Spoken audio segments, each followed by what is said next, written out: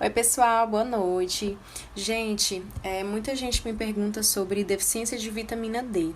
E aí eu resolvi conversar um pouquinho com vocês sobre esse assunto. Eu utilizei duas referências, que foram o Consenso de 2014 da SBEM, que são as recomendações da Sociedade Brasileira de Endocrinologia e Metabologia, associada ao diagnóstico e tratamento de hipovitaminose D, e também utilizei o paper de deficiência de vitamina D do Colégio Americano de Endocrinologia e da Associação Americana de Endocrinologistas de 2019. Então vamos começar.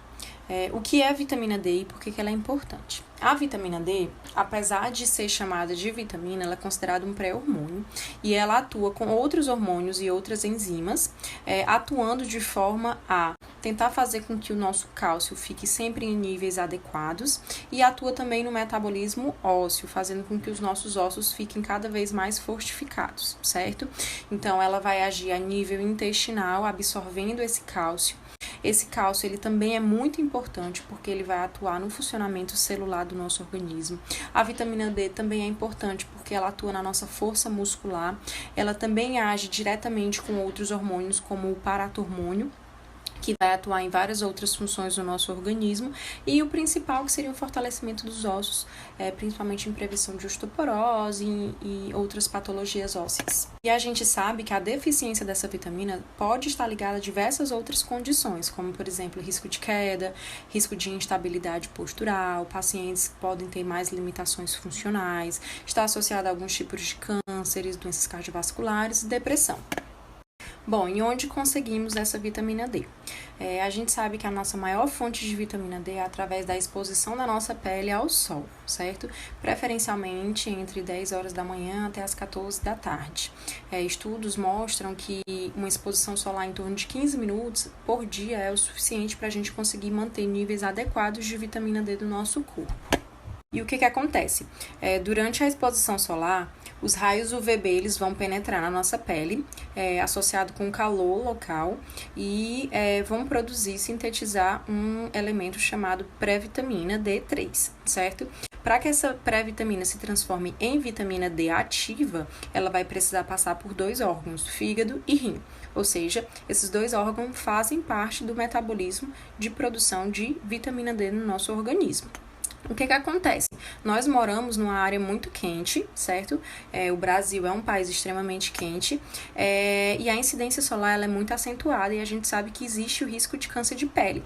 Então, por conta disso, nós temos o hábito de nos protegermos sempre. Então, a gente sempre está com protetor solar, usando chapéu, boné, óculos, as roupas mais cobertas, e por conta disso, a nossa população acaba se expondo menos ao sol e tendo uma incidência aumentada de deficiência de vitamina D.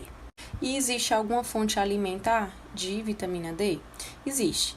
Existem duas fontes. A gente vai encontrar a vitamina D2 nos vegetais e cogumelos e a gente vai encontrar a vitamina D3 nos peixes gordurosos, como salmão, sardinha, a cavala. Eu vou colocar uma tabela aqui que tem a associação de concentração de vitamina D existente em cada porção de alimento que você encontra na natureza. E existem outras causas de deficiência de vitamina D sem ser a não exposição solar? Sim, existem. Pessoas de pele negra têm uma tendência maior a ter deficiência de vitamina D, bem como pacientes com doenças renais e doenças hepáticas. Além de pacientes que não fazem uso, o consumo desses alimentos que têm vitamina D. E como é que é feito o diagnóstico dessa doença? Bom, primeiro é importante ressaltar que é uma doença assintomática, a maioria dos pacientes não vão sentir nada, e o diagnóstico se dá através de um exame laboratorial, que é através da dosagem da 25-hidroxivitamina D. E quando é que eu posso considerar que a minha vitamina D está baixa? Bom, existem muitas controvérsias em relação a isso na literatura, quanto a deficiência, insuficiência e suficiência de vitamina D. Existem várias literaturas diferentes, cada um tem o seu valor de referência, mas essas literaturas se divergem muito pouco. Então, assim, o valor de referência é muito limítrofe entre um e outro, e acaba que a gente segue uma regra padrão que eu vou colocar para vocês. Então, basicamente, a gente trabalha com duas metas. Pacientes saudáveis, sem nenhuma doença, menores do que 60 anos, a gente quer que a vitamina D fique acima de 20. E os pacientes do grupo de risco, a gente quer que a vitamina D fique entre 30 e 60. E quem são esses grupos de riscos? São os pacientes idosos, acima de 60 anos, as gestantes, as lactantes, pacientes com doenças crônicas, pacientes com osteoporose, câncer, doenças cardiovasculares, diabetes, dentre várias outras doenças. Bom, e como é que a gente vai tratar essa deficiência de vitamina D? Eu sempre falo que são 3 fontes, certo? Primeiro é a fonte solar, se o paciente for indicado, a gente tem que avaliar cada caso devido ao risco de câncer de pele. A fonte alimentar, que seria realmente tentar introduzir alimentos que têm vitamina D, obviamente que a gente vai ter que individualizar o caso, porque tem pacientes que não podem se alimentar de alimentos gordurosos, como os peixes, e a fonte suplementar, que é o que geralmente a gente passa para os pacientes, que aí vai depender muito, a dose vai depender muito da deficiência da vitamina D, do grau de deficiência e também da meta que a gente vai querer para aquele paciente, que vai depender muito se ele é do grupo de risco ou não.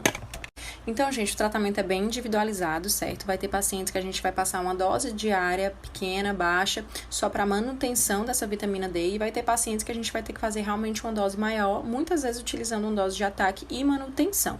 Lembrar também de algumas condições associadas, que são pacientes que geralmente têm osteoporose, pacientes que são pós-bariátricos, que geralmente têm um problema de absorção, então a gente vai ter que utilizar uma dose maior, pacientes renais crônicos, certo? E as próprias gestantes. E o risco de intoxicação, ele existe? Sim, ele existe, é uma condição rara, mas existe. Mas nas doses preconizadas, esse risco é praticamente nulo. A gente tem que ter, obviamente, uma atenção especial ao uso inadequado de vitamina D para pessoas que não têm indicação de vitamina D, geralmente em doses cavalares, que são praticadas por alguns profissionais, e que nesses casos pode sim existir o risco. Geralmente esse risco ele é aumentado quando o paciente faz uso de mais de 10.000 unidades por dia de vitamina D por um período prolongado, principalmente quando são pessoas saudáveis que não têm uma condição orgânica que justifica aquela dose maior, certo? E é isso, gente. Espero que tenha gostado. O vídeo tá um pouquinho longo, mas eu acho que ele tá bem completo.